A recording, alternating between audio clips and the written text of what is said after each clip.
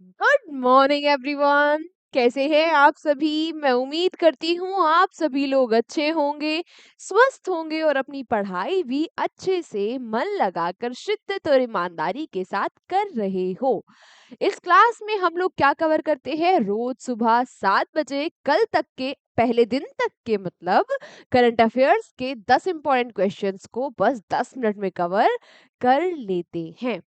तो शुरू करते हैं आज की अपनी क्लास को भी। आज की हमारी क्लास का पहला क्वेश्चन क्या है? आज की क्लास का पहला क्वेश्चन आपसे पूछ रहा है कि when is international day against drug abuse and illicit trafficking observed. कहा कि नशीली दवाइयों के दुरुपयोग और अवैध तस्करी के खिलाफ अंतर्राष्ट्रीय जो दिवस है ये कब मनाया जाता है? तो ये जो दिन है भाई ये सेलिब्रेट किया जाता है कब? 26 जून को, 26 ऑफ जून को ये दिन मनाया जाता है। ये जो दिन है पहली बार इसको ऑब्जर्व किया गया 1989 में। 26 जून 1989 को पहली बार इस दिन को मनाया गया और इस बार 2025 में इसकी थीम है breaking the chains, prevention, treatment and recovery for all. इस बार की थीम है। अगला question, which country has recently appointed the first civilian defense minister in 64 years? 64 सालों में वो कौन सा देश है जिसने 64 सालों में पहला पहला रक्षा मंत्री नियुक्त किया जो कि असैन्य है, जो कि वहां का एक नॉर्मल नागरिक है, वहां की सेना से बिलोंग नहीं करता। ऐसा किया है साउथ कोरिया ने। हमने अभी पढ़ा था साउथ कोरिया के प्रेसिडेंट है ना, कुछ ही दिनों पहले ये अपॉइंट हुए थे, तो हमने इनका तब नाम पढ़ा था। अभी फिर से इनका नाम आया है। जो साउथ कोरिया के प्रेसिडेंट है ली जे म्यूंग, इन्होंने अभी हाल ही में अहा अहान ग्यू बैक को नया डिफेंस मिनिस्टर बना दिया है, जो कि वहां के एक सिविलियन है। जो यहाँ के पहले डिफेंस मिनिस्टर थे यूं, कौन थे? यून। इन्होंने क्या किया था? मार्शल लॉ लगा दिया था, जिसकी वजह से वहां की जनता काफी इनसे नाराज थी, काफी परेशान थी। अब इनको हटा दिया गया है और इनकी जगह नए अहान न्यू अहान ग्यू बैक को नए यहाँ के डिफेंस मिनिस्टर बना दिया गया है।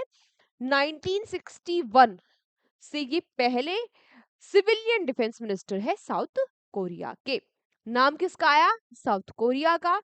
तो साउथ कोरिया की कैपिटल सियोल है, यहाँ की करेंसी वॉन है।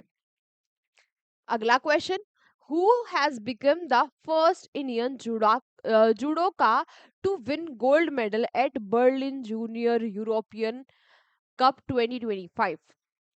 जो बर्लिन जूनियर यूरोपियन कप है 2025 में, इसमें गोल्ड मेडल यानी कि स्वर्ण पदक जीतने वाली पहली भारतीय जुडोका कौन बन गई है? इन्होंने इतिहास क्रिएट कर दिया है भाई। पहली भारतीय ये जुडोका बनी है जो गोल्ड लेकर आई है। नाम इनका क्या है? नाम इनका है लिनथोए लिनथोए चनम्बम। लिनथोए चनम्बम नाम सुन के शायद आपको लगे कि ये भारत की नहीं है, लेकिन ये भारत के मणिपुर से बिलोंग करती है। लिनथोए चनम्बम, इन्होंने गोल्ड मेडल जीत लिया है, ये बात हमें पता चल गई है। जूडो से ये बिलोंग करती है, भारत की पहली जुडोका है। Then which IIT has recently launched the first special PhD admission drive for SC/ST candidates? हाल ही में किस आईआईटी ने SC/ST उम्मीदवारों के लिए पहला विशेष पीएचडी प्रवेश अभियान शुरू किया है? तो ये कर दिया है भाई किसने? आईआईटी दिल्ली ने। क्यों ऐसा करना पड़ा? क्योंकि बहुत ज्यादा गैप था रिप्रेजेंटेशन में, SC/ST के और अदर कास्ट के रिप्रेजेंटेशन में काफी गैप था, है ना। वहाँ SC/ST के बच्चे कम थे और जो वैसे बच्चे थे वो ज्यादा थे। दूसरा, जो सीट्स रिजर्व है SC/ST की वो भी फिल नहीं हो पा रही थी, इसलिए स्पेशल एडमिशन यहाँ पर ओपन किए गए हैं। Next, sorry, which new initiative has been started recently by the Ministry of Women and Child Development and the Ministry of Skill Development and entrepreneurship? अभी हाल ही में महिला एवं बाल विकास मंत्रालय कौशल विकास और उद्यमिता मंत्रालय ने मिलकर कौन सी नई पहल को शुरू किया है? तो ये जो मिनिस्ट्रीज है इन्होंने मिलकर एक नई पहल शुरू की है जिसका नाम क्या है? नव्या। नव्या की फुल फॉर्म से ही आप समझ जाओगे कि ये जो पहल है ये किस लिए है और इसका उद्देश्य, इसका एम क्या है। फुल फॉर्म है इसकी nourishing aspirations through vocational training for young adolescent girls, यानी कि युवा किशोरियों के लिए व्यावसायिक प्रशिक्षण के माध्यम से आकांक्षाओं का पोषण। कहने का मतलब ये हुआ कि जो किशोरी गर्ल्स है, जो एडोलसेंट गर्ल्स है, उनको एम्पावर करना, सशक्त करना, उनको स्किल्स प्रोवाइड करना। इसके लिए एक पायलट प्रोजेक्ट यानी कि एक छोटे स्तर पर प्रोजेक्ट लॉन्च किया गया। कहाँ कहाँ से? सोनभद्र, उत्तर प्रदेश से। क्लियर? ठीक है। ऐसे महिलाओं से रिलेटेड जो भी क्वेश्चन है होते हैं ना, जो भी इनिशिएटिव हो गया या किसी भी पहली महिला ने कुछ किया या फिर जो भी मतलब फीमेल से रिलेटेड या वुमेन एम्पावरमेंट से रिलेटेड क्वेश्चन होते हैं वो काफी इंपॉर्टेंट होते हैं, है ना? ठीक है, चलो। Which state government has recently announced OBC status for the trans community and reservation for anganwadi workers? हाल ही में किस राज्य सरकार ने जो ट्रांस समुदाय के लिए ओबीसी दर्जा और आंगनवाड़ी कार्यकर्ताओं के लिए आरक्षण की घोषणा की है? तो ये किस राज्य ने की है? ये करी है भाई किसने? असम ने। असम ने जो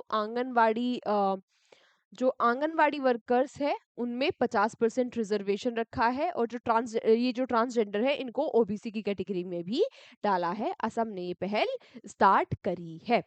कैपिटल बात की जाए असम की, दिसपुर है। यहाँ के सीएम है हेमंत बिश्व शर्मा और गवर्नर है लक्ष्मण आचार्य। नेक्स्ट क्वेश्चन आपसे पूछ रहा है कि रिसेंटली दिलीप दोषी passed away at the age of 77. He was associated with which sport?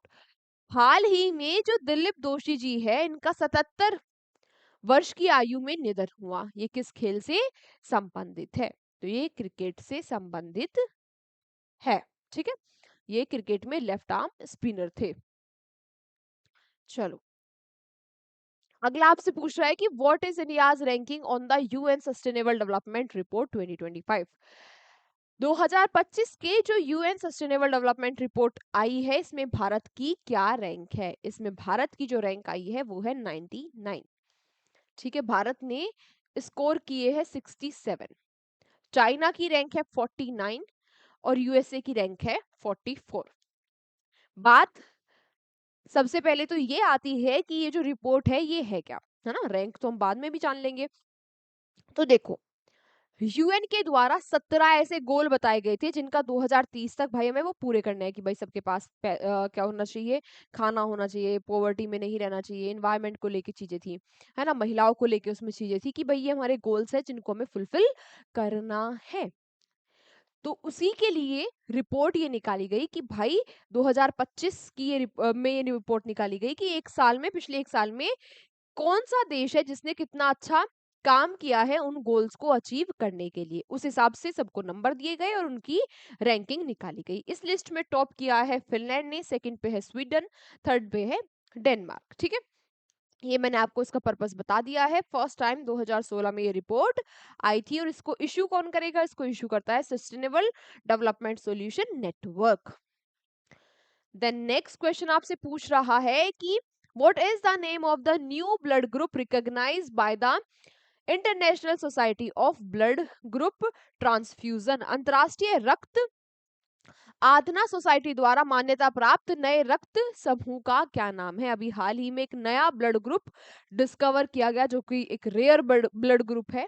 पूछा इसका नाम क्या है? सिंपल सिंपल आपसे, तो इसका नाम है भाई EMM नेगेटिव। इसको गवादा नेगेटिव भी कहा जा रहा है।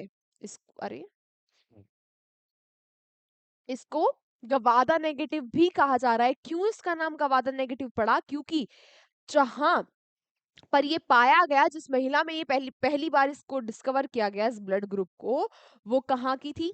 वो थी कहाँ की? ग्वादा ग्वादा ग्वादालोपे आइलैंड। ये कहाँ पे है ग्वादालोपे आइलैंड? ये है कैरेबियन कैरेबियन सी में, और कैरेबियन सी में ये आइलैंड है, और इस पे किसकी ये टेरिटरी है? फ्रांस की ये टेरिटरी है। ठीक है, इसीलिए इस आइलैंड के नाम से इसका नाम ग्वादा नेगेटिव भी पड़ गया। आज का हमारा अंतिम क्वेश्चन जो कि आपसे पूछ रहा है, who is the author of the book the new world 21st century global order and India, launch by the vice president. अभी हाल ही में हमारे उपराष्ट्रपति के द्वारा इस बुक को लॉन्च किया गया। पूछ रहा है कि इस बुक के ऑथर कौन है? तो इस बुक के ऑथर है राम माधव। कौन है? राम माधव इस बुक के ऑथर है, एक पॉलिटिशियन ये है, इनके द्वारा ये बुक लिखी गई। बुक इस बारे में है कि 21वीं जो सदी है, 21st जो सेंचुरी है, इसमें क्या क्या चेंजेस आए और उनमें भारत का क्या रोल रहा, पूरे वर्ल्ड में क्या क्या चेंजेस आए और भारत का उसमें क्या रोल रहा। आज की क्लास हमारी यहीं तक थी। अब आप सभी लोगों से मुलाकात होगी अगली क्लास में। तब तक आप लोग यूं ही हंसते रहिए, मुस्कुराते रहिए, शिद्दत और ईमानदारी के साथ पढ़ाई करते रहिए। ठीक है, बाकी डेली की डेली क्लास का रिवीजन डेली कर लेना, नोट्स डेली बना लेना। मिलते हैं आपसे अगली क्लास में। Take care, bye bye.